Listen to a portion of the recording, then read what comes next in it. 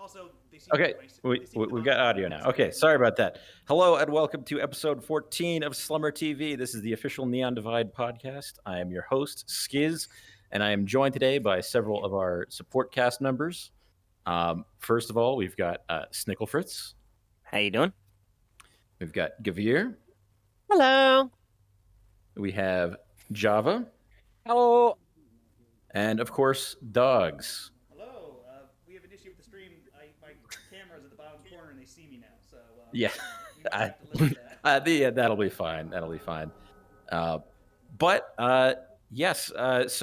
Again, we are primarily talking about like the support cast stuff, or as we have recently changed the name, the SCP for support cast player, like experience today. All of you have either been support cast for some time, have moved on to players, or some of you are still support cast. I think, I mean, right off the bat, Snicklefritz will just, start on the left and go around. What are some of the like support cast roles that you've played in Neon Divide so far? Well, I've played a couple of them. I mean, I've played a sand crab in the wasteland, which is, pretty basic. My most memorable one was probably Billbug, the secret pill bugs in a trench coat. I did Bug Dimmadome, another pill bug out in the wasteland.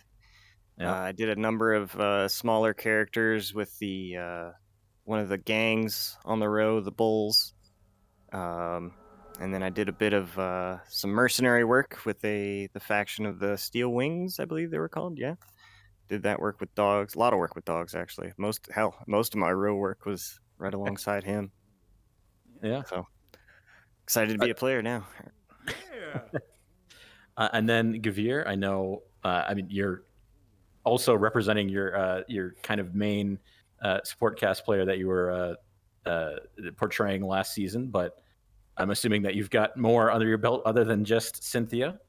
Oh yeah. Even after I adopted the named SCP or named NPC, it was known at the time, role of Cynthia to help bolster the Avalon ranks of doctors. My first ever role was an Avalon guard. I got to get bullied by David, no less. I got to see a bunch of people that way. I then became I couldn't find a clip for it, but was famously the Toad Wasteland Bandit, where I just it was Little Iron. I got shot in the throat that day, but I was the last bandit to die during that Wasteland rescue mission early on in the season. I got to be Sandworms. Another one people might remember is the two Beowulfs that were down in the Undercity. I was one of them. You'll see some clips of them. Yeah. Sorry, Jonathan. It was nothing personal. You did cut off my buddy's arm, though, so I had to get some kind of recompense for that. But that was you with the disarmed bit? That was you? That was me who cut the other guy's arm off. Yeah, that was me playing the role of that. And that is one of the clips we have a clip of that later today. Yeah, and it has a good example of playing through jank. I think is very fun on that. Yeah. I was a Pro Masaru guy that got punched in the face by 3 different PCs in the Undercity. We were going around.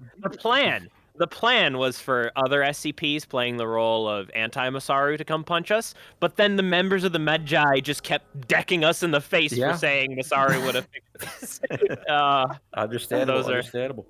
And then those are all the notable ones. Yeah. And then Java? I never left the row, so all of my bits involve the row.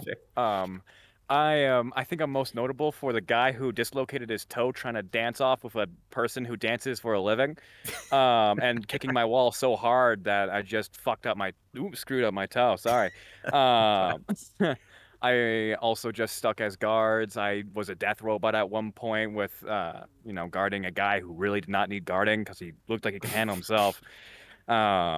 I got torn up by Free Coyote as the Steel Wings as he carved something into my chest like a weirdo.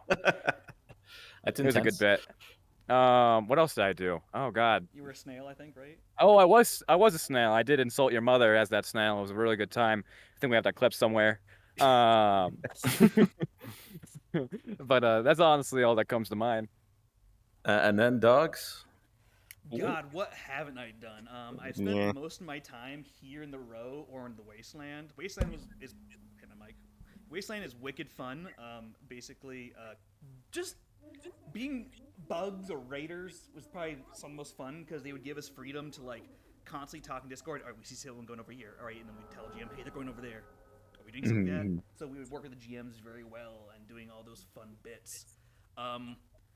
Here in the row, I've done many things. I was a steel wing here with Snicklefritz, which was they asked us. They actually got a crack team, our own little Discord chat, to like plan our stuff because it was a very like good event in here in the row, which ended up with a lot of bulls dead. Right here outside the window in front of the grindstone. A lot of dead bulls, a lot of blood.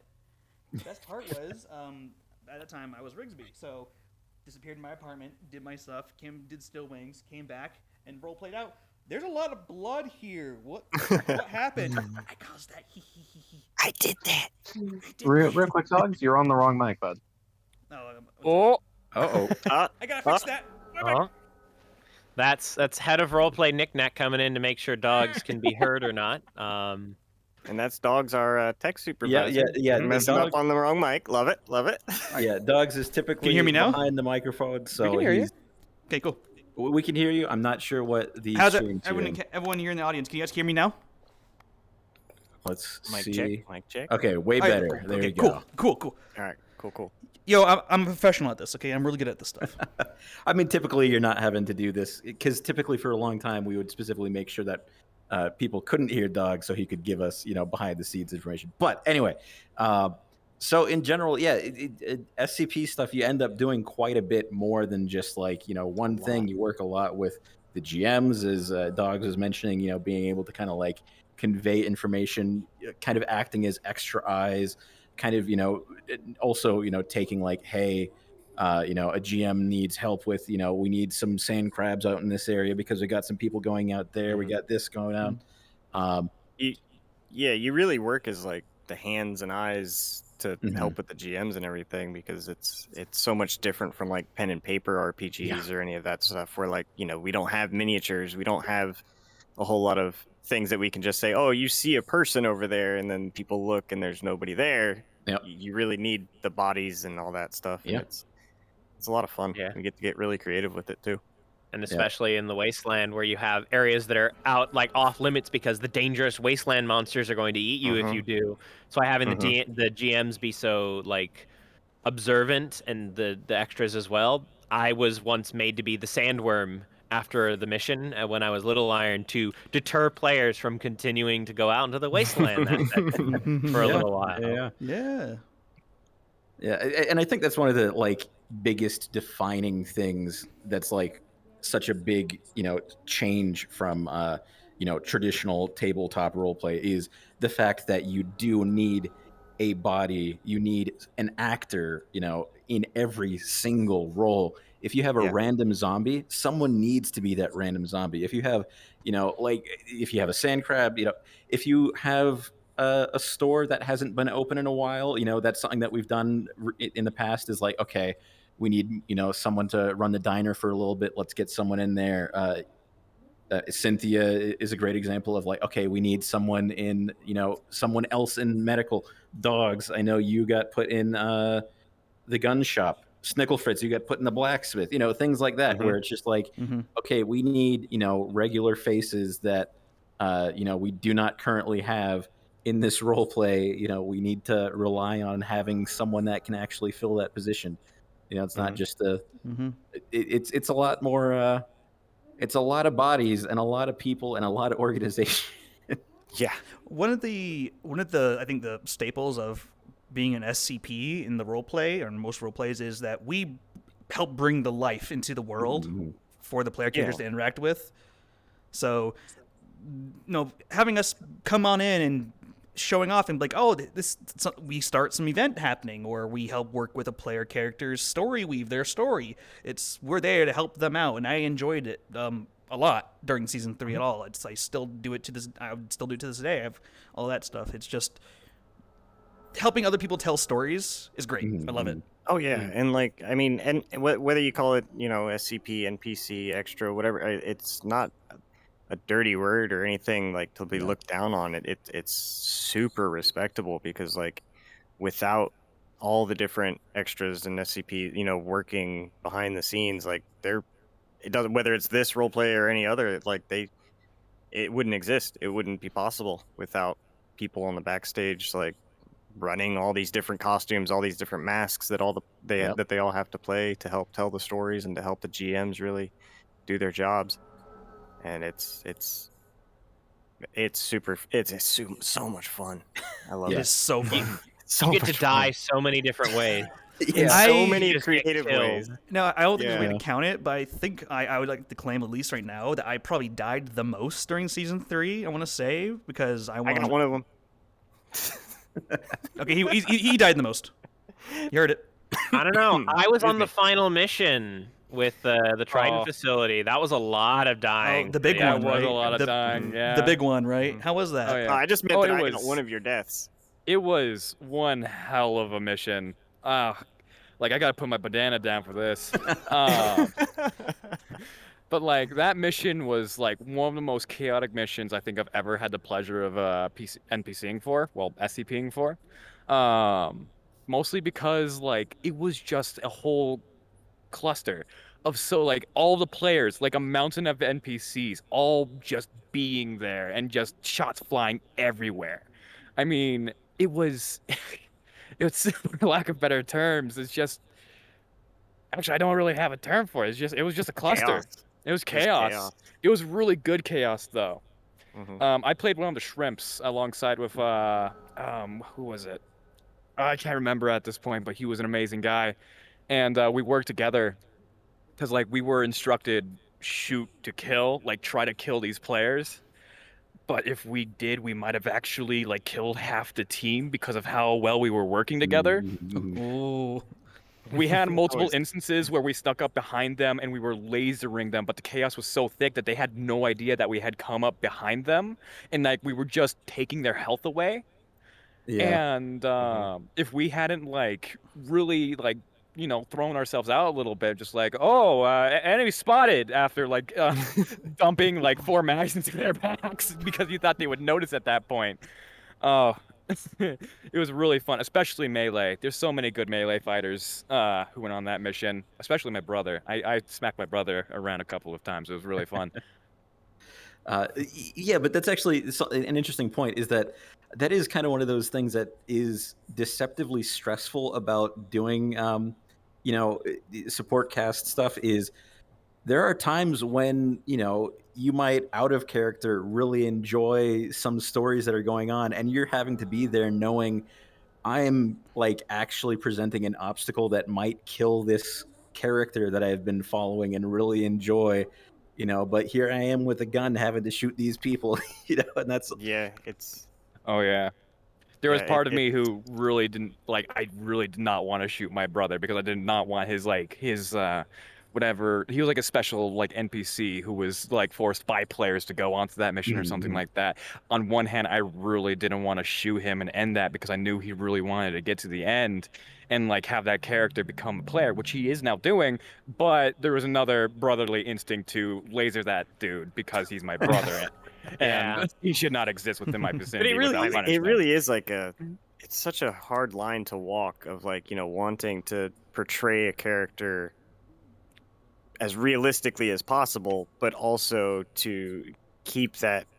I don't think restraint is the right word, but that like it's always in the back of your head that you don't want to be. Nobody wants to be the reason that somebody's character dies. Like it sucks.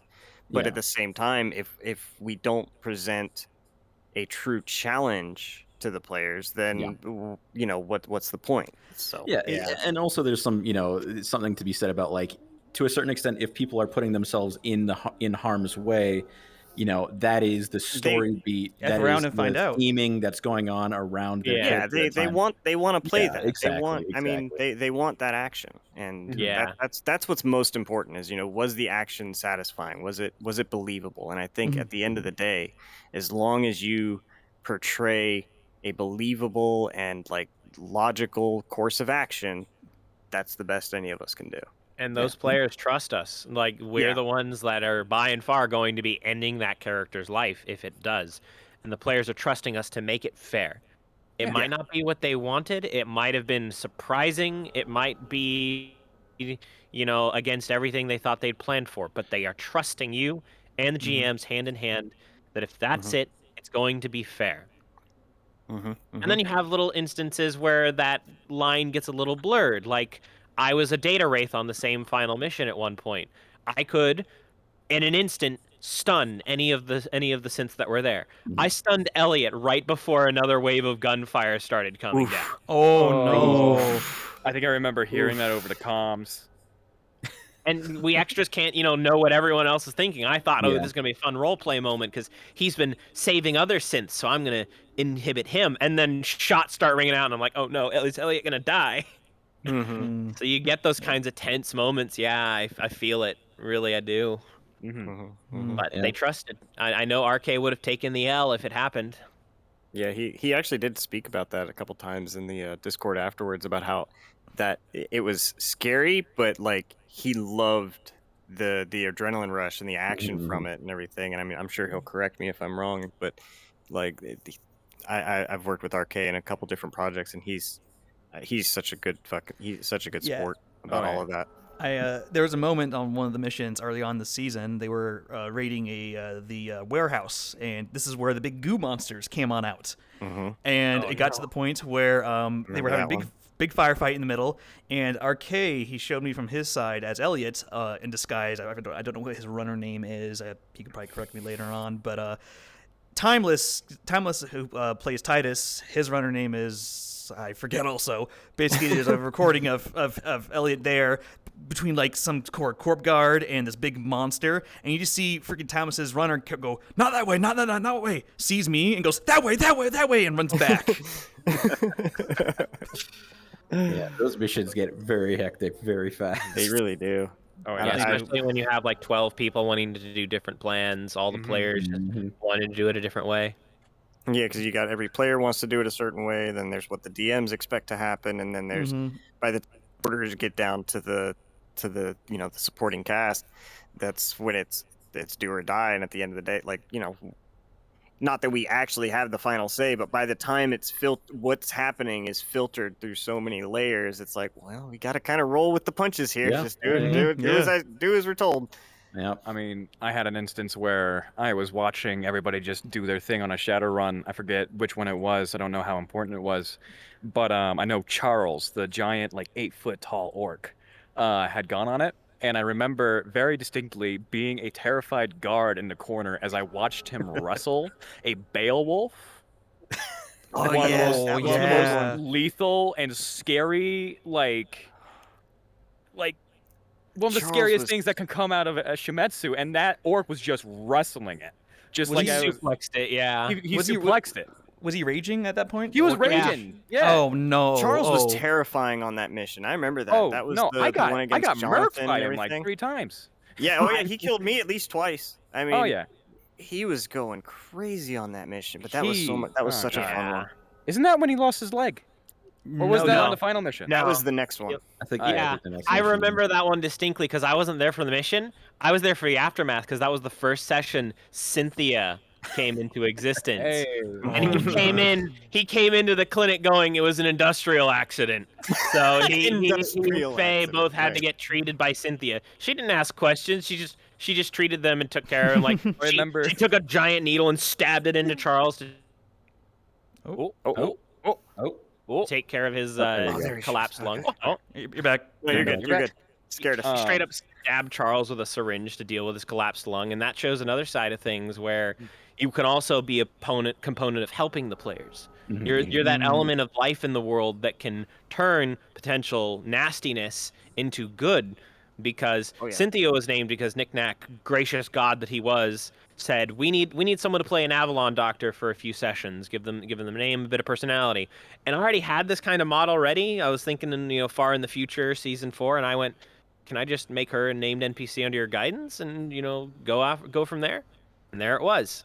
So you have more opportunities than just I'm fighting against the players and I'm trying to potentially kill them or just provide them challenge, really. There are Yeah. all kinds of facets to fall into for Well, it. it's at the crux of it. It's really just providing story wherever that might come from, or drama. And, sometimes it's comedy, sometimes it's life-saving medical, sometimes it's just being a guy at the bar. Just to make the bar feel a little more alive for those players that are actually at the bar. And I think those are some of my favorite moments when you really get to just be your own little like micro character in some ways and just keep the world alive. Yeah. For sure. Yeah. So on that, a couple of you are going to be bringing characters coming up soon here. Like, are you going to be bringing some of the characters, like a character that you kind of developed while doing support cast, or what's the plan? Dogs, I know that you are doing that. What is the plan there? So yeah, so when they asked us near the end of the season, they asked us to bring in these pseudo-named NPCs. They were giving us the buff of like, you guys are going to be characters now, but we're going to ask you to do a few things to be an NPC at certain moments, a la the Steel Wings, which we were in discussion with. So, but then after that, they gave us free reign to be whoever we wanted to be and play our characters. I'm coming on in still as Rigsby next season, the 3.5 and 4, if I survive 3.5. Haha. Nobody's gonna kill you. No. The giant anvil falls on my head. Wow, he's dead. A whole piano. A whole piano, yeah, a whole piano. And so, how I was playing Rigsby before, at the end of season 3, was I was just going with the flow. Rigsby is very close, like kind of characteristics to me in real life, so I was just like vibing at the moment. He has some backstory that's gonna come into fruition in 3.5 and 4 that I think it's going to be spicy, and hopefully I'm going to keep it open as possible to involve other people if they want to be involved with it. So, I just want to keep things open and just keep vibing in the row. Yeah. And then, Snicklefritz, I'm assuming you're continuing on with the eponymous character, Snicklefritz. You're damn right, baby. I've done... Snicklefritz really started as just a character that I would, like, kind of used to dissociate in VRChat in some way, where you just it was just a mask that I could put on, run around and have fun and just be a goblin. And same thing with like what Dogs was saying. Knick-Knack approached us towards the end of the last season saying, hey, we've got a couple of shops and whatnot that are going to be open. We would like to have you guys in there, but as long as you can help us out with the NPC or the support cast whenever we need to. And so I decided, I'm working at the tool shop down the road there, and I figure goblin engineer working at the blacksmith shop, that makes sense. It sounds like a good fit for me. It's going to be fun, going to be a blast, and I'm looking forward to 3.5. Got some stuff going with Sailor's character Lorelei, got some other things planned, but for the most part, it's going to be very get to know the world type of RP first. You know what I mean? Yeah. Oh, yeah. Basically, like making connections. Making connections. Yeah, pretty make much, those connections. Because like I feel like I'm a little mad at myself at end of season 3. I made hardly any connections on people on other maps. I'm sure people here in the road know me very well, kind of, but I need to make connections on other maps and those people and all that stuff. So it'll happen. Oh yeah, it'll happen naturally. So that's the goal. Mm-hmm. And for the other two of you, are you planning on mostly kind of sticking with the row for support cast stuff, or like kind of branching out, experiencing other maps, or just kind of seeing where things take you? So personally, I think like if Knick-Knack allows it, Cynthia as a named NPC might start moving things around in the row and doing some stuff to have some sense of agency and connection to other maps. Yeah. She is still technically a named NPC or named SCP, whichever we're going to call it. She hasn't been elevated to that degree quite yet, but she is returning for 3.5 to help with the Avalon Clinic and help that transitory period, and I plan to try and bring her in as a character S4, but I think I've developed a special connection to the row where I'm going to be, first go at it's going to be the row 100%.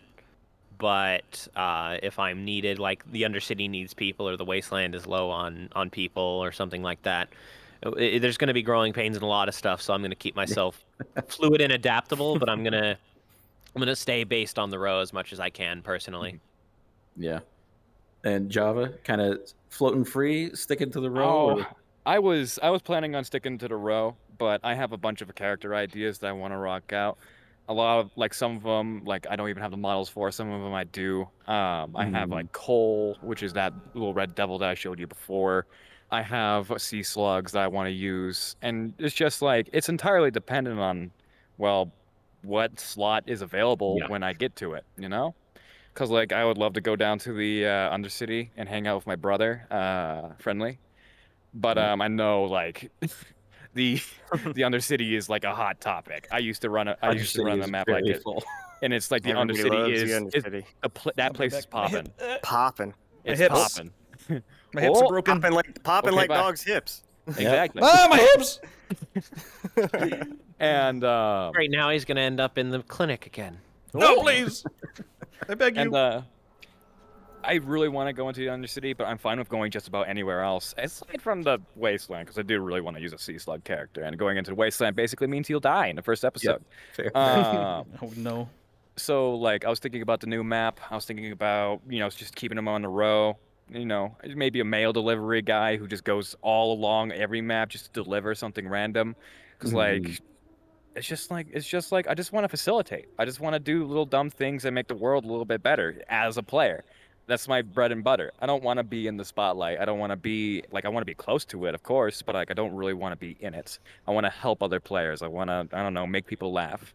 And that's honestly all I want to do. I don't want to be, like, a main proprietor of a story. I don't want to, like jump in front of somebody and take their spotlight. I would much rather, like, lift somebody up with my characters rather than actually, I feel that. That's why I jumped into the medical roleplay side of things. Like every kind of roleplay engagement I can, I pick something like the healer or the support character that has a lot of tools to be able to push others forward.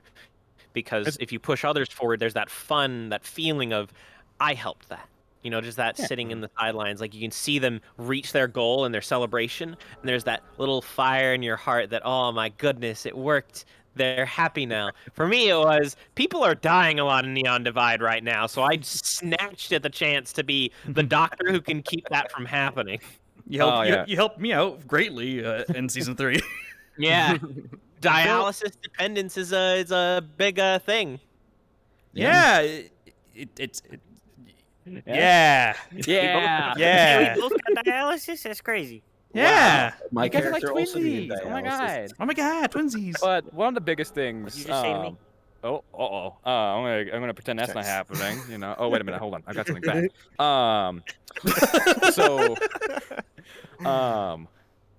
The big thing that I always like doing is that I like whenever I join a project, I like taking a few extra days as an NPC to really sort out what is needed in the role play. Because if you go into that role play as a player doing exactly what you want, a lot of the time you're gonna have a hard time, doing what you want. Because a lot of it is compromising. A lot of it's like seeing what role it needs to be filled, and understanding that is just. I mean, you can't play every role that you want to. Like, I would love to play a medic. I would absolutely adore playing a medic. But, like, I know that role is, like, filled. And I really don't want to take away from other medics RP. So I might just stay on the row and be, I don't know, what's the weirdest thing that can happen on the row? I'll be a botanist, even though there's no plants up here. Ever notice that? Not even There's no sewer. sun. You could go sun. the little Be a holographic botanist. plants up in the red garden. I don't want to grow holographic plants. I want to make plants that I can put in my mouth. Then that gives you a character that goes to the Wasteland often, but can be based on the row to sell their stuff. Yeah. And I tell you that we are not overfilled for medics at the row. There are 3 of us. But I mean, that is That might sound it does a lot. a good mindset that even like characters kind of have to follow to some degree. Is like you temper your expectations, because in a cooperative role play like this, like what you want and what happens is not always going to be the same, and the ability to kind of sit back and roll with that is, I mean, it's crucial for everyone involved, whether it's DM, supporting cast, or player. It's like, I mean, you can have your goals and everything and your ambitions, but what is going on over there? Sorry, I ate my banana. just like zeroed in on whatever the hell that was. He accidentally ate my banana. I'm really sad. You're sad because you ate your banana. I was gonna milk that prop for like another hour. You want another banana? I can give you I another would banana. love another banana. Please don't Store's talk open. about milking bananas. banana. Can we not? Oh, There you go. Jesus. Here's banana. Very good, very good. Thank you. This is good. I'll be sure not to eat this one. But yeah, it is one of those things where, like, just that. Gosh, sorry, I completely lost my train of thought out of nowhere. See? It's because of that It's the banana. It's the banana. Just get a little bit of monkey business, and everything goes A up. little bit of monkey business, man. Come on.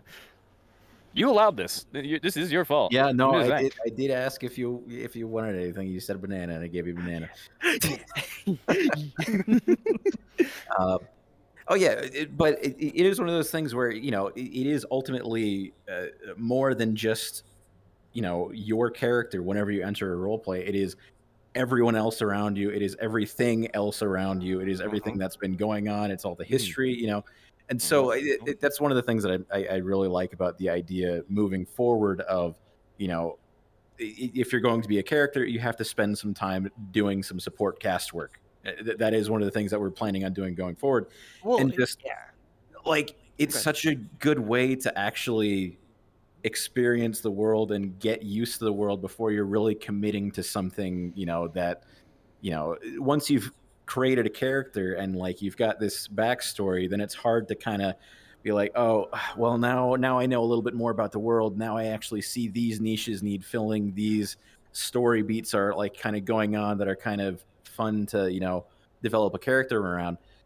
Actually getting that experience of seeing the world more as an extra, as a support and that's, I mean, that's crucial. And I don't think I mean, some people might even say that as like, oh, it's like a hazing thing, or it's like a punishment. I don't see it that way at all. That's like No. probably the biggest help to any It's your first person that step. wants. An Yeah, internship. it will. I mean, even internship, like, it's such a good way to familiarize yourself with the world.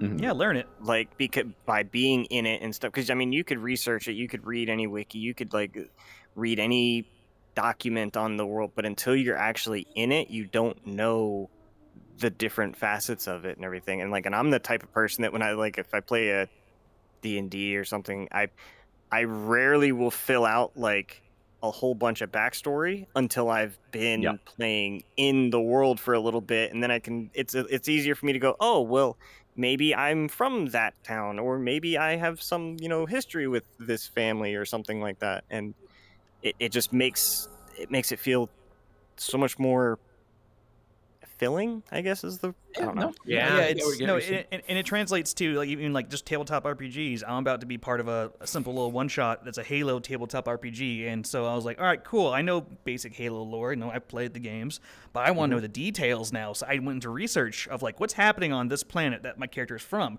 You do the research, and while being here, being part of the supporting cast, you learn that very quickly of what's the vibe of this map, what's happening here, like what's happening in the row right now. Well, we have a lot of gangs now. Yeah, you learn the now, Yeah. and that's Yeah, the main thing. Like, yeah. you're not just the history; you learn the now of like Yeah, what is like with- going on now. Even on the wasteland, you even learn the quirkier things. Like, you know, the wasteland's a dangerous place. There are a lot of creatures, so you'll hear things from players like, "Oh, we need to get a seismic charge."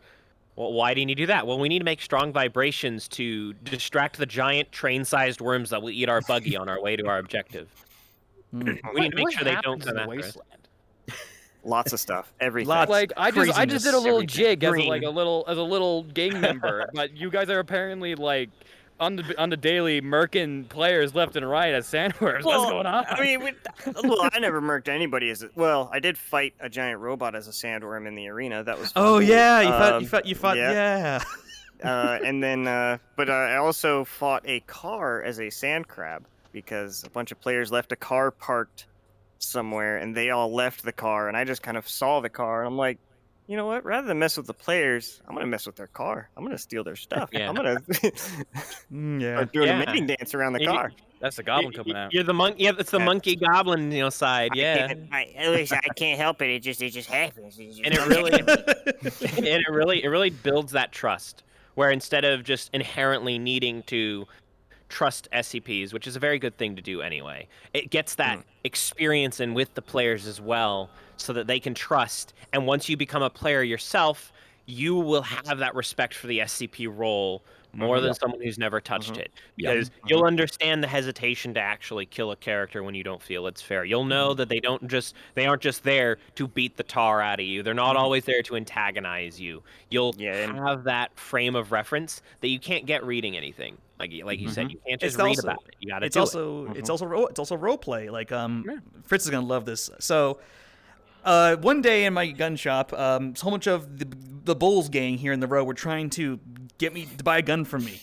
They didn't have enough money. Guess who comes walking down the alleyway near my shop? Torok, who has a lot of money and gold. They are pestering him, so basically he just randomly give them a solid gold bicycle horn. Next thing you know, they came to me. I went, oh shit, no, I don't know. I'm gonna need to get a professional.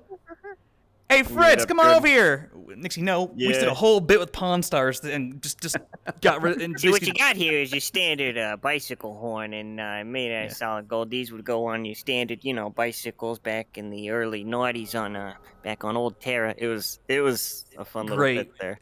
Yeah, it was great. So and there was a whole bunch of SCPs, probably like 5, 6 of them, and we I all think rolled that with entire it. scene. I think that entire scene was SCPs. I don't think there was even aside from Torok's initial giving of the bicycle horn to that gang. It was mostly just SCP on SCP interaction.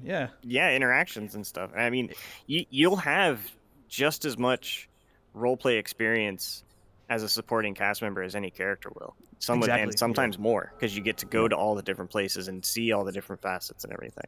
And you're being multiple characters before you're even get a little bunch of different lives, And all the SCP roles you take, one of them could just become a character later on. You never know.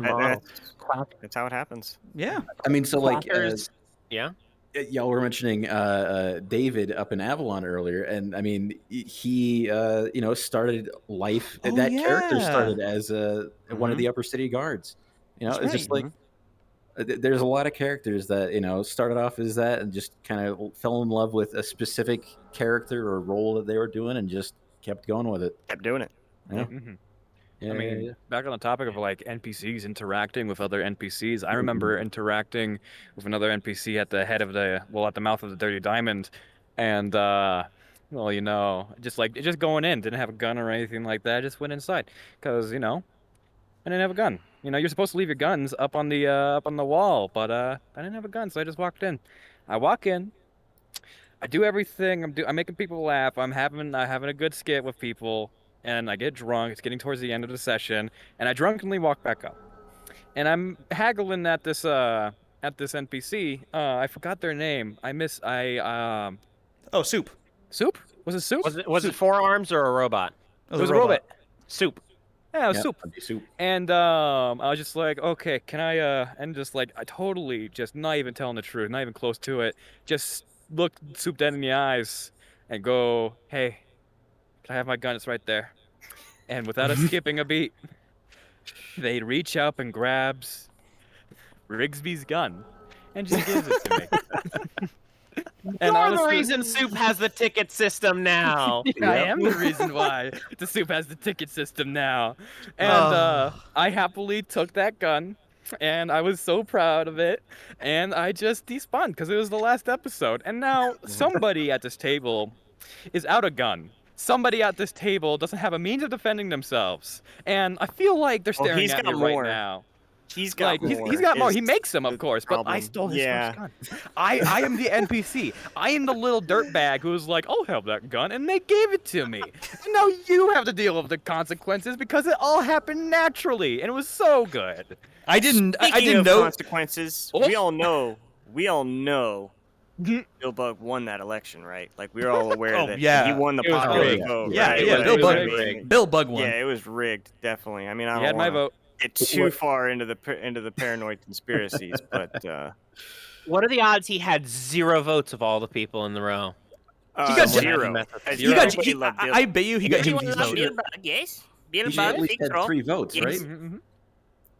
Oh yeah, I mean, well, no matter how many votes, there's 3 Pillbugs there, so each one of them. That means that every single vote is actually 3 votes. So you multiply whatever votes he got by 3. I mean, it's got to be better. I mean, He got can't argue 0. with that. None. They hacked into the system and checked the voting tally before it was all over. They found out really? Bill Bug had none. That's got a lie. no votes? That's He a got lie. no- You're a liar. That's a lie. You're a dirty liar. You're a dirty liar. I was listening, like, at the time I was a little gang member, and I was mucking about, and I was listening on conversations, because I guess that's what gang members do, and I was also a little burnt down on social stuff.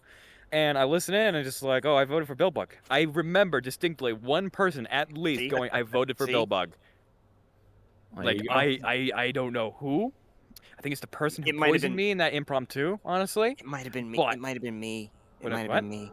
Are you It kidding might me? have been me. Really? I think Bill Bug voted for Bill Bug. I'm gonna kick your ass. Yeah, but that means they did manipulate it because the tally counted 0 See? for Bill Bug. So See? I Exactly. call a Somebody recount. hacked those Oh results. my Yeah, God, call we're it recount. detectives. We need a new mayor. Uncovering We need a new mystery. mayor. Yeah, you gotta talk to Coach. But yeah, we do actually have a couple clips here. And so, like, on the topic Oh, are you of there already? I disappear. Dogs is gonna disappear for a little bit while he sets some of these up. Like, on the topic of like, there are some great moments that nobody sees except for just support cast, just kind of interacting with each other, just entertaining themselves during little slow moments. I think we have a great one here from Dog's point of view. This looks like it was on a mission. Yep, it's the Traverse Warehouse. Yep, there we go. I don't know if we can hear that on stream.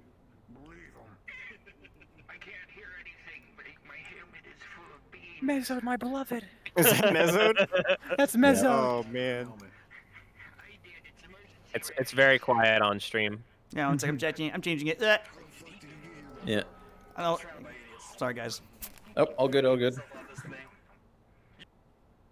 A little bit of scuff happens every episode. It wouldn't be Yeah. it wouldn't be this without a little bit of scuff. We're gonna do Banana. What- Knick-knack what- in the chat confirming it was tampered with the vote. Can confirm. no. See? Ah, See? shit. I told you. We got a I 3.5 told story you, I waiting, knew it. guys. Bill Bug for mayor comes Knew back. it. Bill Bug. Yep. We gotta I mean, vote he's for him. technically he's got a Traverse ID. I mean, that could be a problem. He's I mean, got a that's pretty enough, ain't it? high-end Traverse ID. How'd you get that? How'd you get that? Jimothy. Oh Jimothy. yeah, it was at the bank. Yeah, Jimothy at the bank. Jim is vague. That Hello. would have been a I- fantastic clip if we could have Now- got that. Corporal But, Bug, yes? Now I believe you. Jimothy would do.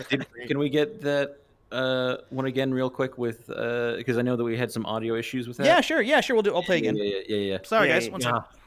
There's all kinds of fun, weird stuff like this that happens when extras just aren't in the view of players. I Alright, can one more time. 100% say, Oh like, yeah. Well, a Beans 'cause we're conversation sitting- is one whole Can thing. we Here we go.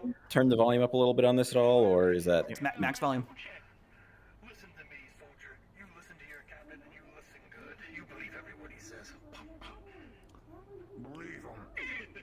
I can't hear anything, but my helmet is full of beans. Hey, dude, it's emergency rations. I'm surrounded by idiots. I'm gonna keep myself off this thing. I mean, hey, sometimes you get hungry. You got to have some baked beans in your helmet, you know? You gotta be ready. A cool thing about that, I think that was the first. I think that was the first high security, high awareness mission where, like, you're in my seat now. I'll take your seat. I was Take his banana too. no, no, no, no, no.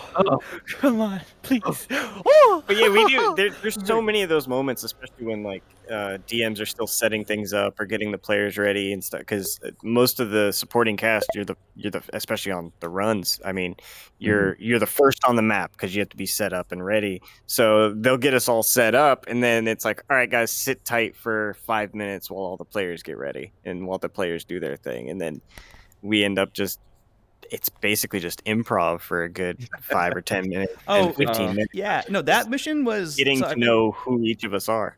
If that was the mission I'm thinking of, that was the mission where we had 3 squads. We had Squad A, Squad B, and the infiltrators who were chasing down the runners. I was in Squad A. We were up there in front of the warehouse, listening on the radio of all of our squad members going, "Ah!" dying. So we're sitting there for a good 10, 15 minutes going, are they alive?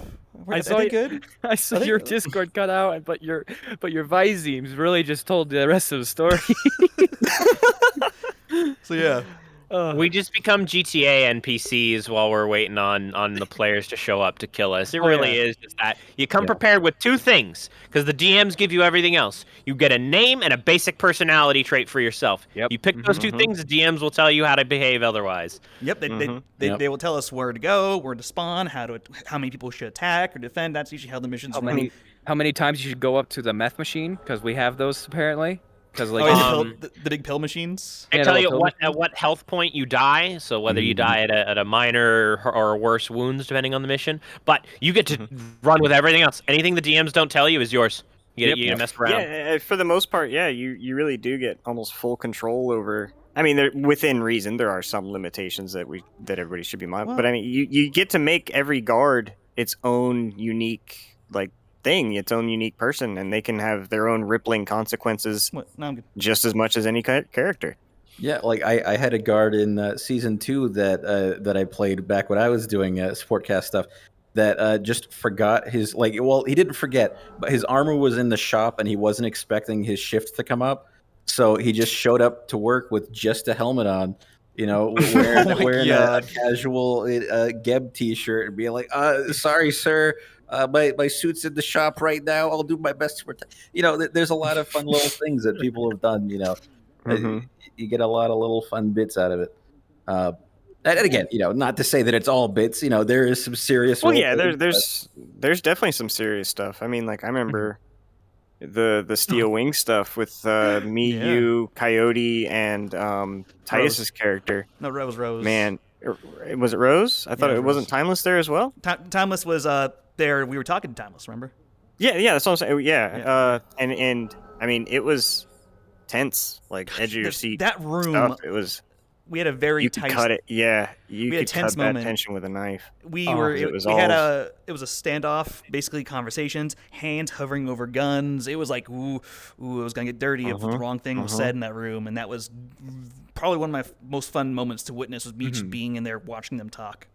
I mean, NPCing is a hard thing to do when you just establish the most random emotional connections with your fellow guard, because there will be those times in gunfights where your guard friend just gets lit up and they go down because that's what they're supposed to do, and you don't know what to do because you just watched your friend just get obliterated. So you're like, oh, Steve, and then you just get down and start dragging him. But these players, no mercy whatsoever. I need to hold my banana. And just they will walk up to you as you're trying to patch up your friend, put a gun against your head, and just go bastard, and then just off you. No mercy, and it's terrifying.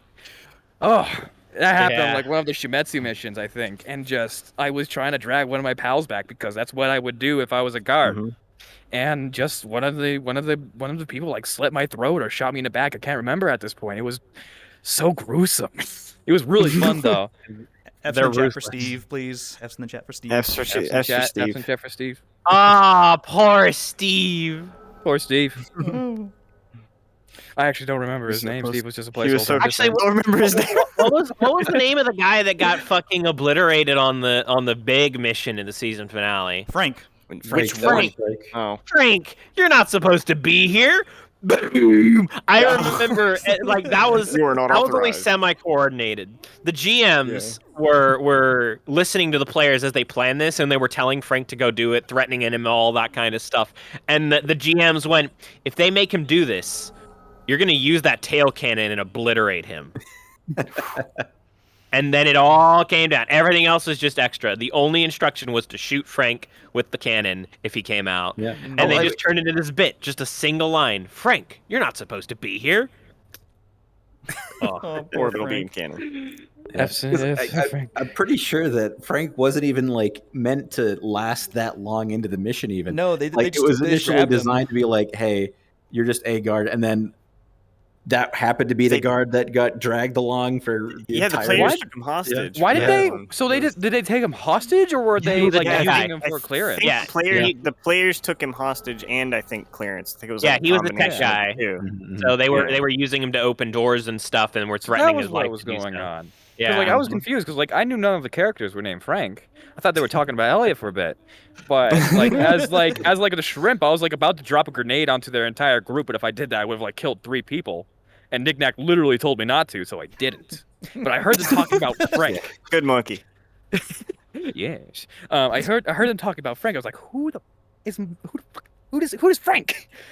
It was real. It was just a little bit. It was funny. Oh, Wait, poor don't. Frank. And Frank, for the record, was played by Pluto. Am I reading that correct? Yes. Space Pirate Pluto, yep. Yep. Yeah. She did Pluto. wonderful as Yeah. Frank.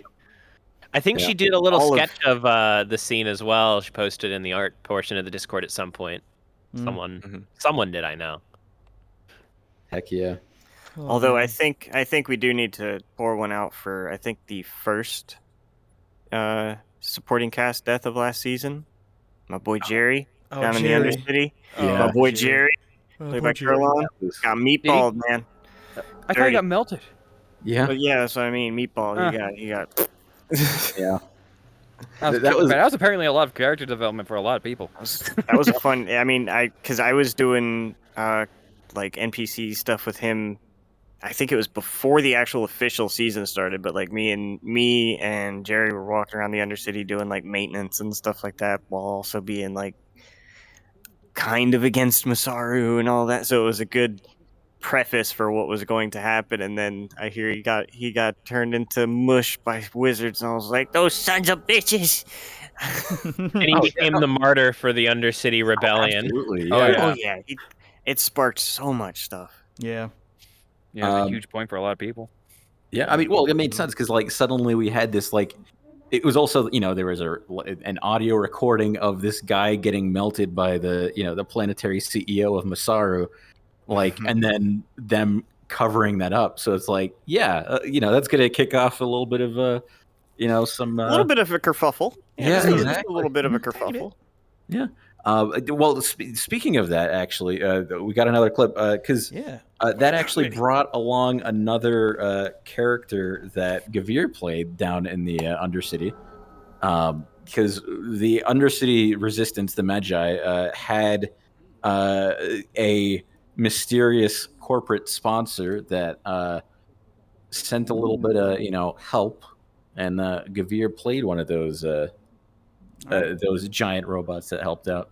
Yeah, so this one had a little bit of scuff because the moment like we said go, I had a momentary freeze up of my headset. That's where the slight delay in grabbing him was. I had a lot of fun setting up the voice mod for this. And real quick, dogs, can we make sure double check on OBS's side Yeah, it looks good. that I the think. audio is good? Because Yep. I was still seeing some people talking about the audio levels, but It's Yeah. maxed out and it's almost in the red, so we hope this looks all good. right. This is my first time in an important role too, and that's Demichi, who was playing the other Beowulf.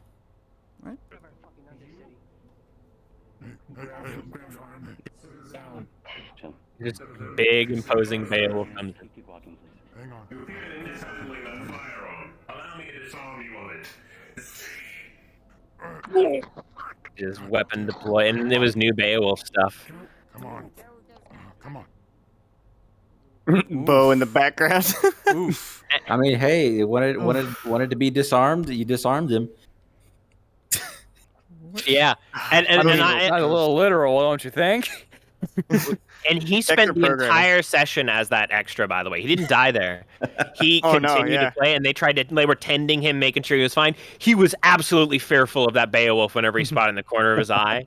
I mean, understandable. That was the same one where you're like, would you like me to make them match, correct? Or when you saw him later and they took off running after that? Yeah, that was fun. Good. Yeah. Seems like you guys had fun with those things. Yeah, That's it so much was. It was a lot of fun. There was some stuff that went along the way, but being those Beowulfs, being this, because they were stealth Beowulfs, so we were invisible most of the time in little corners here and there in the Undercity, and it was a huge. To me, it was a fun way of creating the living world of the overbearing, awe-inspiring power of the Corpos, because there was only one person who could contend with them, and it turned out to be Jonathan, because a protocol was triggered because Jonathan was a corpo and spotted them. Yep. Because basically another very similar model robot, up from Shimizu as well. Yeah.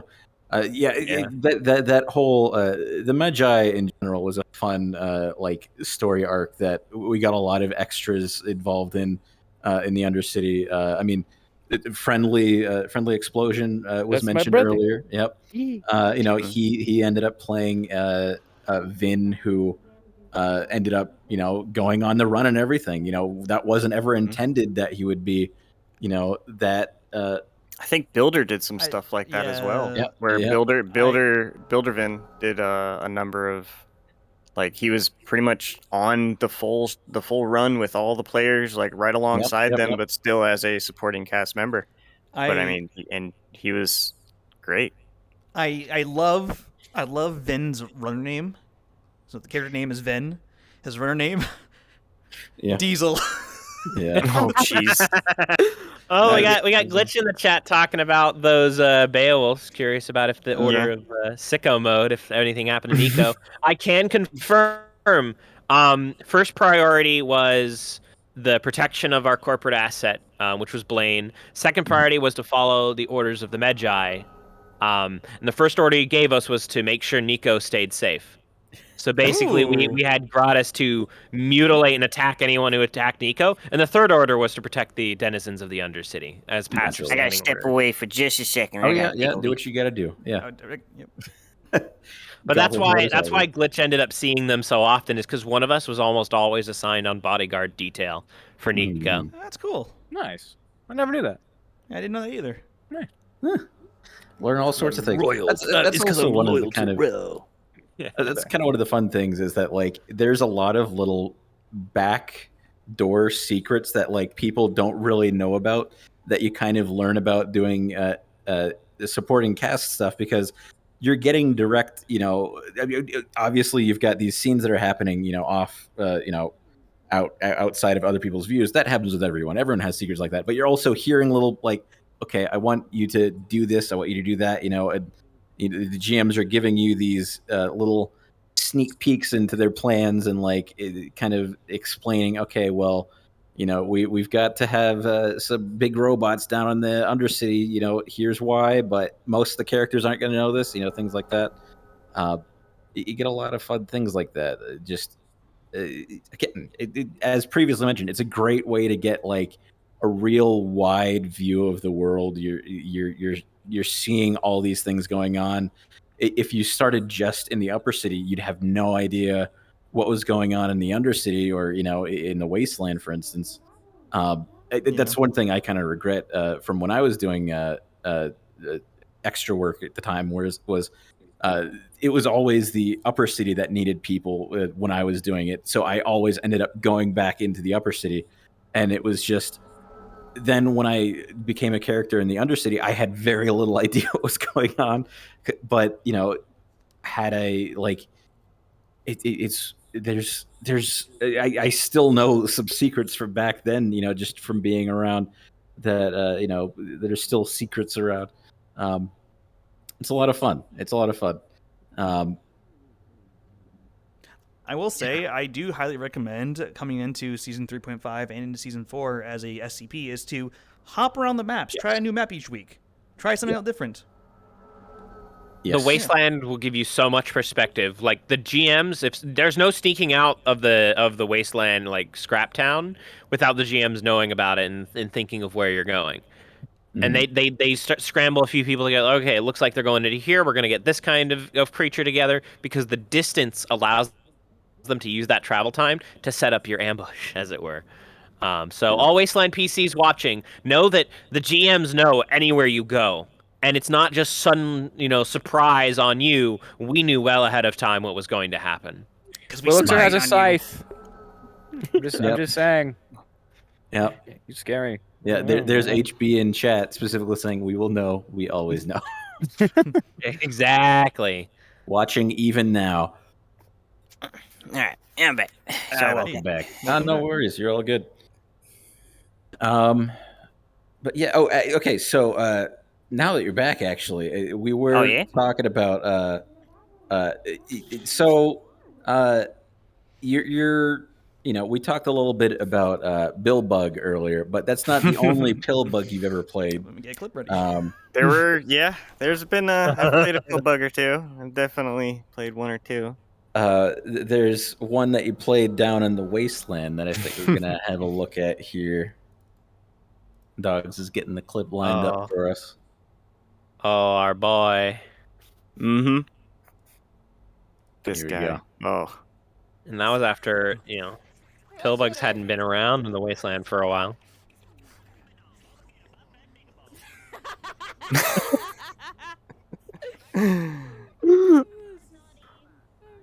is back down, back down,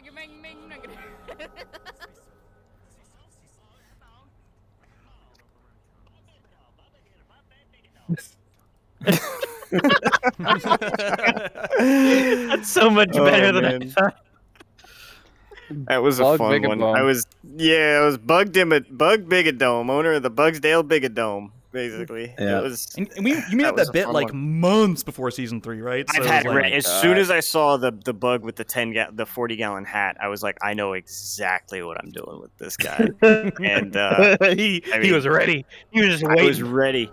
I was so ready. That guy, funny enough, that guy actually got Red's number, so suck it, everybody else. Damn. Yeah, what's going on with my hands?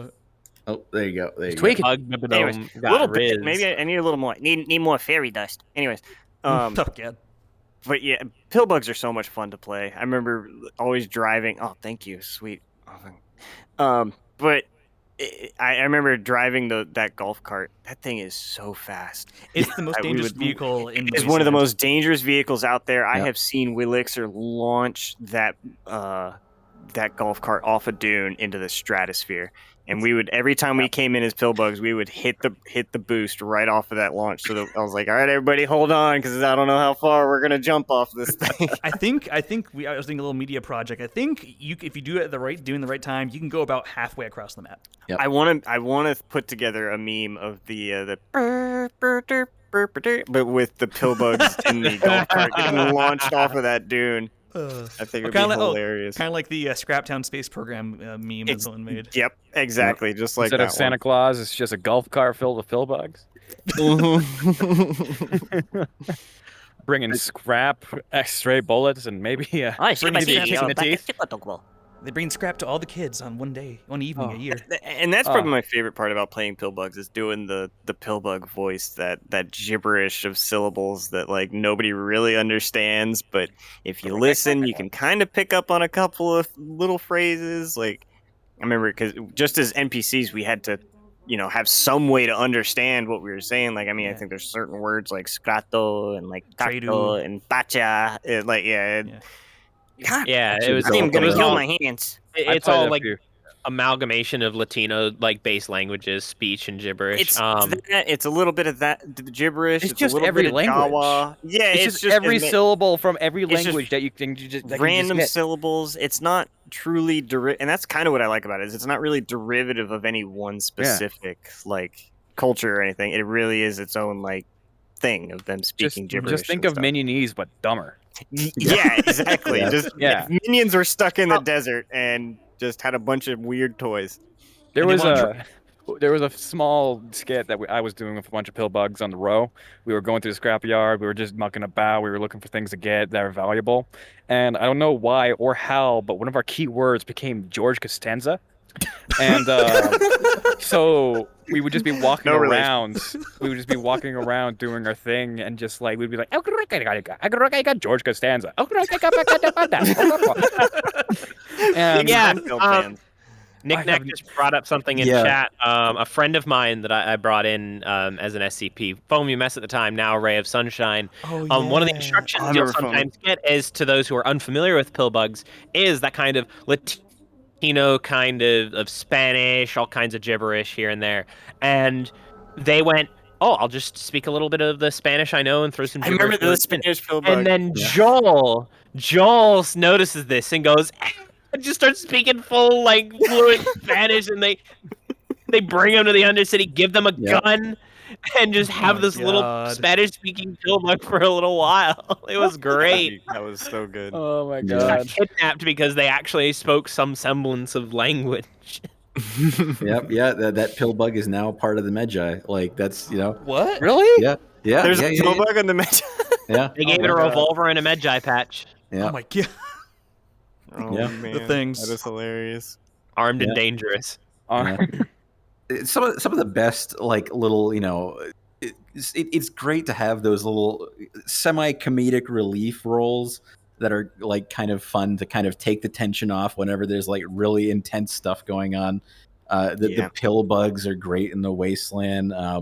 We've got we've had hug bots up here. And also some very emotional hug bots up here. I was about to say. In the Undercity, we've got the spirits and also the hamsters. It's kind of fun having, like, it's not all just talking parts. Sometimes it's just you need a little bit of life that's just a weird little thing that's just a thing, just a fun little thing. Yeah. But I mean. Yeah, they're funny all the time, but I'll tell you what, I that Hugbot scene with Jimothy towards the end of season, oh man, that broke my heart. I had to watch that even as Fritz. I'm standing right in front of Jimothy. I think you were there as well when they took Sandwich back, and we're all like. Yeah, no, I wasn't there. What do we do? My character was drunk, so he doesn't remember any of it. It was out of character though. I'm sitting there watching it. I remember walking up there past the clinic, and I heard Angela crying, sitting on the ground, hugging a sandwich, and I'm just like, oh, it's such a good moment. Yeah. Yeah, that was a sandwich was a named Luca. NPC. Yep, that was they were Jimothy's like emotional support hugbot. I think was what it was. It was a therapy hugbot. Yep. Yeah. And then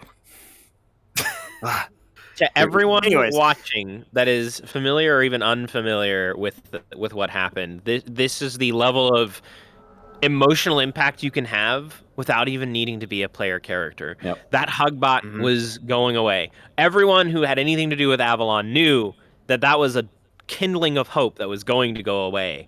And it served as the emotional catalyst for so many player characters. Quinn didn't get one last hug from a sandwich. Yep. Because they were busy doing a photo shoot, and they told him they were busy taking photos. Yeah. And I'm really excited to see where it takes Jimothy's character, because I mean, like, we've kind of had talks with behind the scenes, and I don't want to give too much of his plans away, Pandas, but. It definitely has the potential to be a real catalyzing point for stuttering Jimmy to truly become the CEO of sex that we all know he can be. and it's all SCP for to be that catalyst. It was all this emotional connection and role play based on an SCP. Yeah. It's Luca Madupla, right? Yep, that is correct. Yeah. Let me see here. We also have just in general some random Row in general has a lot going on pretty much all the time, especially at the end of season, all the stuff with the gangs. You had a lot of runner stuff going on with Jolly Roger, played by Nick Nack. We had all this stuff with Sandwich, obviously. We have another clip here from Dogs. Just a little chaotic moment. I think it's just like kind of a in the great grindstone. little. This is the one, the grindstone. Yeah. So just to let you know, this was my first episode playing Rigsby. I was just getting to know the town in character. And this isn't the one where I like steal a gun out from everybody, is it? No. This is the one where I come to the grindstone just the vibe. I thought, oh yeah, this is just a normal bar. Nothing bad can happen in this bar. And then this happens. I see the PCs there, and I know chaos is about to occur. In the middle of my bar, please. I'm sorry about the bathroom. I didn't realize it wasn't a bathroom.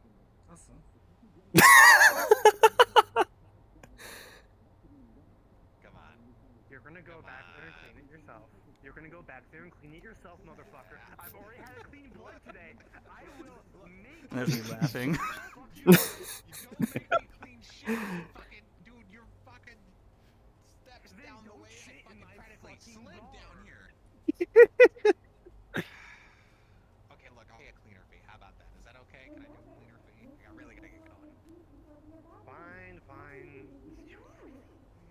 Knick-knack bringing that chaos energy down. I took a piss, okay? Oh! I mean, doesn't that character like throw buckets of like urine and crap off of like where the Red Garden is and onto the tea shop or something like that? Is that a thing he does? Knick-knack? Is that a thing? I don't know. Is that a thing? Was that him?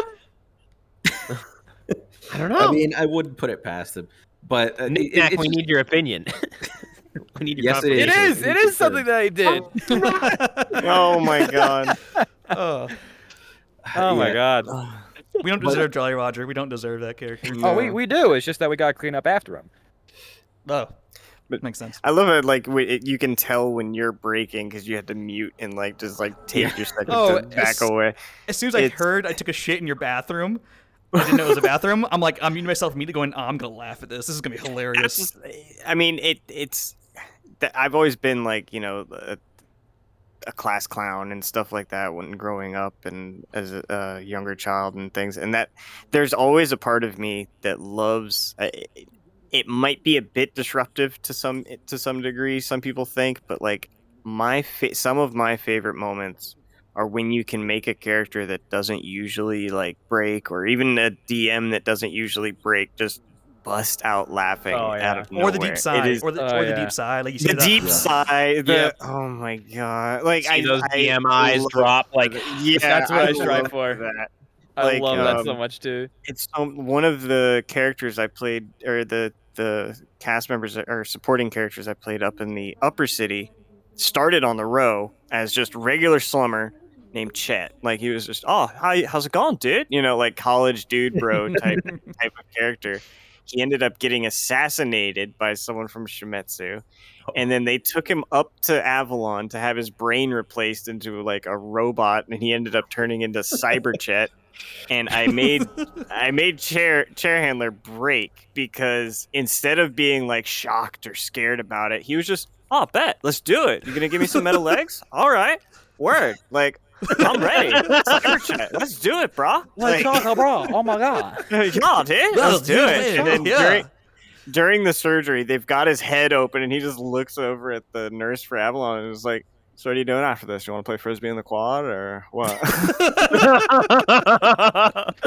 Oh my god, it was fun. I love it. Yeah, and that's the thing is that like it's those kind of like comedic relief things. You kind of get a little bit of a unique opportunity to like actually kind of inject that where it's needed, and then you can just kind of come away from that when it's done, and then play the next more serious thing. And also it's obviously it's one of the things where it's not all the time constant. No, you don't want it all the time. Yeah, exactly. Then it's stale.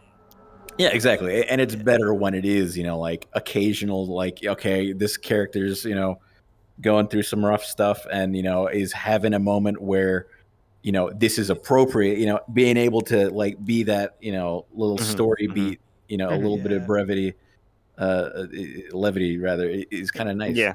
It's also vital to read the room before you do very a bit. much so. Yeah.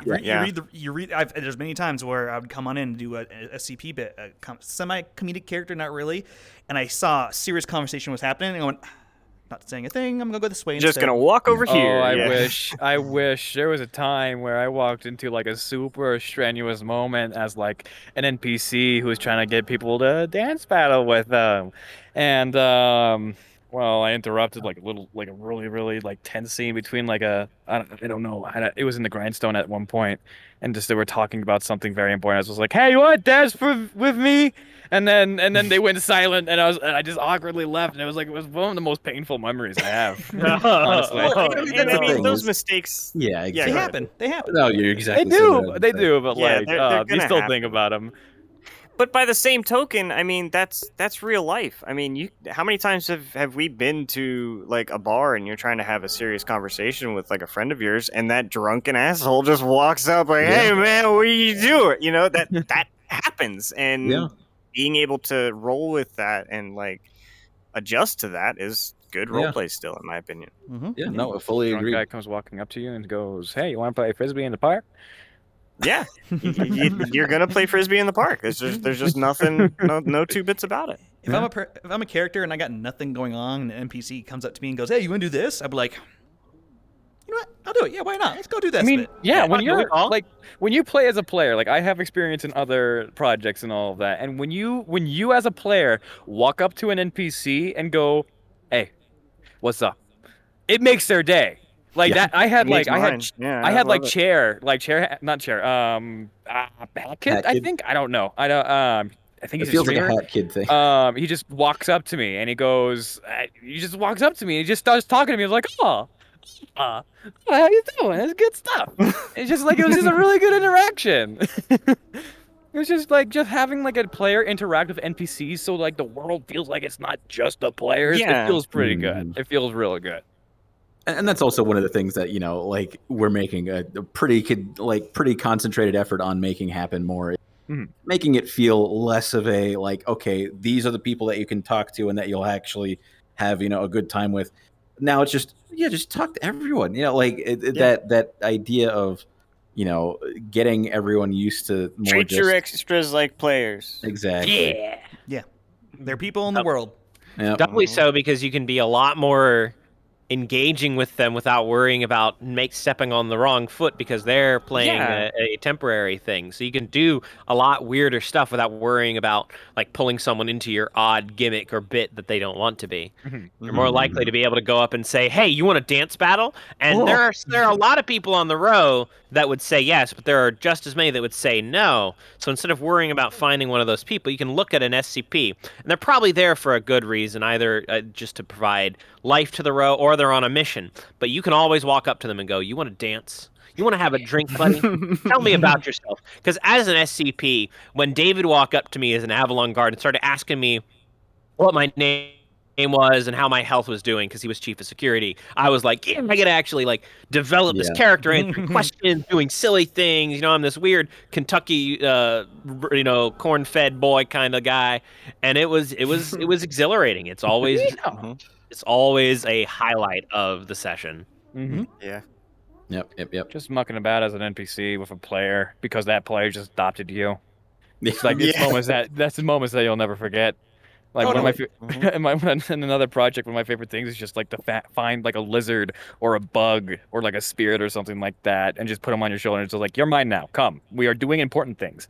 And you'll just have the you'll just have a bug on your shoulder who's now like versed in like the most important politics in the Undercity.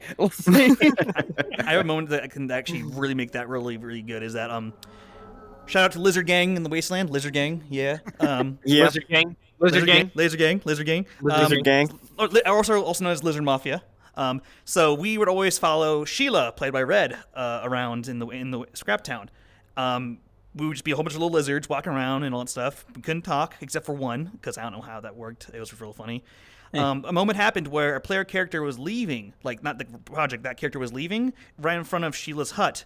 There was like a few of us lizards. We just sat there as lizards. These two player characters had a very heartful conversation, that was an amazing moment, and we were just there as lizards vibing in the moment to bring out this atmosphere. Just watching. Yeah, just watching. Just Yeah. chilling. So people watching's great. Also, people watch. There is a weird voyeuristic appeal to some of the things you can do, like as like the critter puppets and whatnot, where you just get to sit and watch like during those slow moments where you might not need to do something over the top, just playing the little critters of the wasteland or the undercity and stuff, where you can just, just like the people that watch on Twitch or wherever they're watching. I mean, you get to sit and just enjoy a show. Basically, some of us have characters that we follow, or some of us just enjoy different scenarios and watching them live as they play out, and just being like, "Ooh, what's gonna happen?" Like it's fun. Yep. So we actually are already starting to get near the end of our podcast here. Already? We're about 10 minutes out here. Damn. So I guess before we get to the end, moving forward, we're obviously changing some of the stuff with like, obviously one thing that's been a big thing in the past with the role plays, we had like guard RP, which we're going to be phasing out with, now that the upper city is no longer going to be the upper city, we're going to be moving to the new map.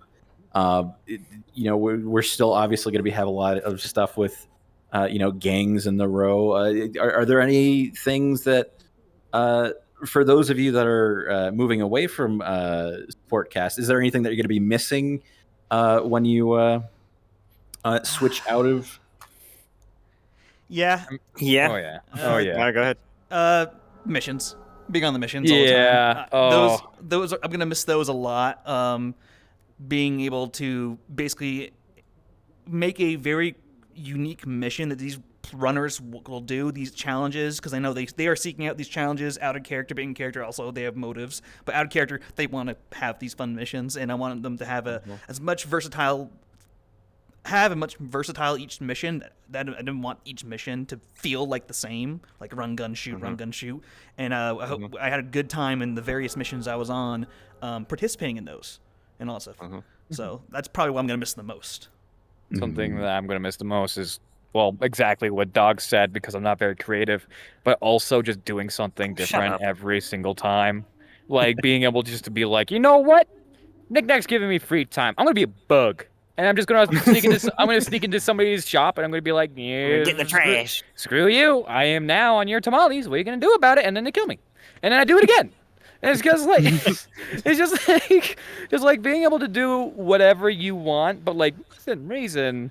Just like be an NPC who sells spaghetti out of his pockets. I want to do that. Like be an NPC who like jumps off of like a really high place because he thinks he's Superman, or like he's still in a virtual escape and then breaks his leg and then people get medical RP. Like being able to do just about anything you want as long as the GMs approve is something that I will miss dearly. That's why I'm going for like furnace.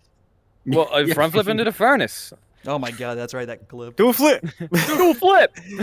That was also foamy. That was foamy, right? That was Oh, foamy. okay, that was foamy. Okay. I think I'm gonna miss. There's two main things that I'm really gonna miss. Is one, playing like the various gang members and stuff like that, because like I know it sounds bad, but I've been told I play a very good bad guy, and like that is fun to me, to be able to play a real piece of shit sometimes. You know what I mean? Because like you can't do that in real life. You shouldn't be that way in real life. But like when I get to let that out, it's fun. And then I'm also really gonna miss Bill Bug. Bill Bug. I would. I mean, that's one thing that I might like try to be like, hey, if we're slow, like, you mind if I just go do Bill Bug for a little bit? Like, I'm gonna miss doing that one. That one was a lot of fun. I was told going into SCP that I wanted to be a player character one day, but they said as a player character you can still do SCP work. I was told. Yes, you can. You still can. You still can. There's nothing stopping you. We still got our steel wings. They're out there somewhere. They might come back. Yep. They might come back. Coyote's gonna carve another Z in my chest, man. Getting to play like 6 or 7 different characters throughout a whole session across the different maps. You can't really do that as a PC. That's one thing an SCP gets to do, is you get to play really locked in once you become so a much character. different stuff. So Gavir, like, is that one of the things that general forward to coming back to SCPing is that like being able to mix it up a little bit more regularly, that kind of thing. I think for 3.5, it's going to be fun being able to go. Oh, Cynthia's, she was technically a temp hire for the clinic, and she's going to be there to support things during this transitional period. But being able to just be like, all right, DM, I got you. There's no one's been getting hurt. There's no missions. I'll go be the guy that gets mugged in the alleyway by Torok because Torok thinks he has something shiny. I'll do it. We ball. So I'm looking forward to be able to do that, like play 5 or 6 characters every night throughout the whole session, getting to jump in, and sometimes more. A lot of times, a lot of different ones pop up because the DM would be like, I think this would be fun.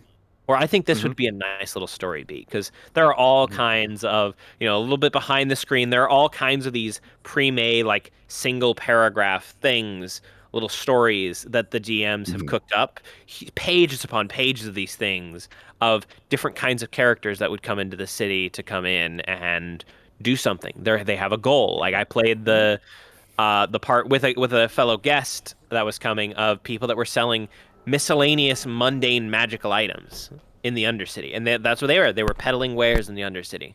They were given a list of magic items and everything. So that kind of stuff, I'm gonna love it for 3.5, but if I get in S4, I'm gonna miss it to some degree. Yep. Understandable.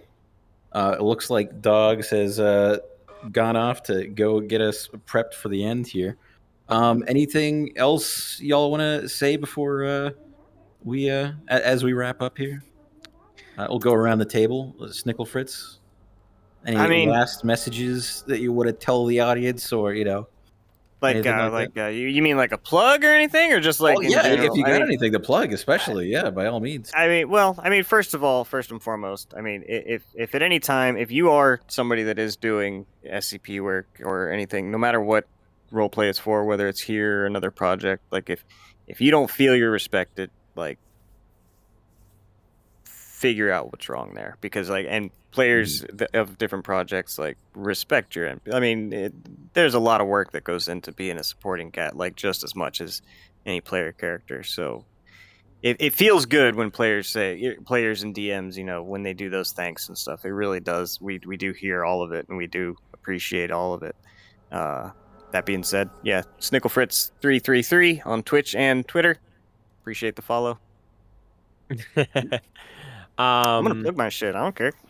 to those who are current SCPs for other role plays, or those that have never done so before, the lingo might be a little weird to you, but that's because it's a genuine effort to try and get away from a lot of the denigrating kind of language that is used in saying non-player character or extra, is to try and say someone is inferior to the main cast members, and that kind of language, while confusing, demonstrates that there are efforts being made to adjust the language of the role plays to let you know that you're appreciated. They are literally adjusting what are normal terms elsewhere to try and say, hey, you're not lower to these people. You're just doing a different job, and you're doing probably a more important job than some player characters would do, because at the end of the day, without SCPs, you've just got a bunch of people in their VRChat avatars without other things to do. They don't get to engage, anything like that. To the players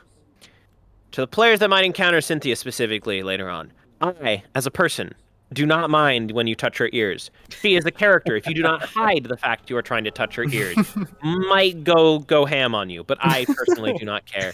Do so if you think you'll do it. You're not breaking any boundaries with me. My Twitter is Gaver Games. So, they're touchable. They're messable. Yeah. I don't have Vikings in my hands. We actually had multiple clips of people touching your ears, but we didn't get time to. One was in character. One was entirely in character, done by Faye. Yeah. And I never noticed. I didn't notice she was doing that. It was Jamba Juice? Huh? Oh, I don't have any Twitch or YouTube or anything like to plug. I'm Java. And honestly, the best thing that I can say to SCPs and just about SCPs is that you're the most important part of roleplay. Like, people who take the time out of their days to sit down and play a guy selling spaghetti out of his pocket, they're the most important people.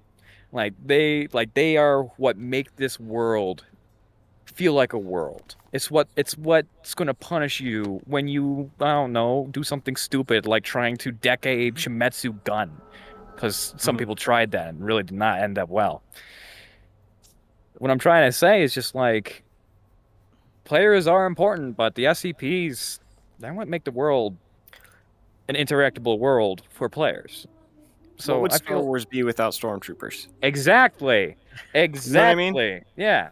Like, And another quote: "Stay in drugs. Don't do school." Yeah. Oh, and we got a lot of incoming SCPs too. Yeah. Like we got that new Yeah. wave coming in. super So excited to see them all. don't be afraid, guys. Yeah, for the record, if you know someone involved in the project that you feel would be a good fit for SCP, reach out. And for all players out there, there's currently in the cast Discord, there's stuff to get people involved if you want to bring someone in for joining the SCP team. So.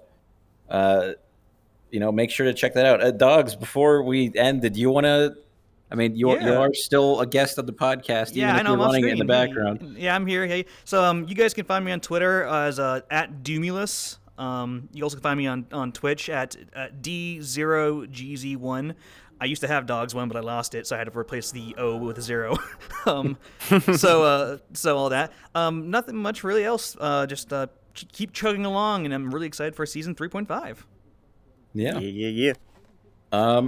And with that, I think, Dogs, do you also want to read out the? Yeah, I'll do my spiel. Yeah. So I also want to thank everyone for watching all that stuff. This project couldn't be done without you, the participants and the fans. You can support us on Patreon at patreon.com/neondivide. We also have a online store. You can go visit it at store.neondivide.com. Look forward to, in the future, more unique designs, or maybe, I'm not sure, maybe old designs might show up again in the future for a limited time. So, again, I just want to thank everyone right there as the camera comes back to you guys as we find someone to raid.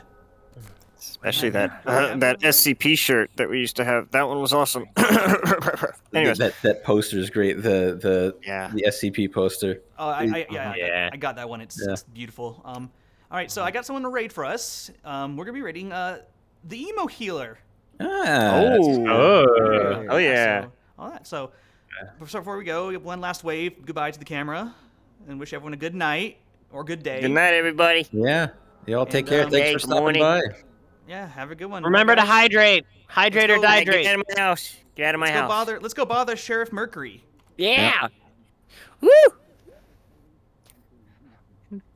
Oh. And wait, 3. Oh, I Are think we we're still up for a little bit. What's going For on? a little bit here. Yeah. What do I do? I gotta go. We have raided. There we go. Now it's Great job.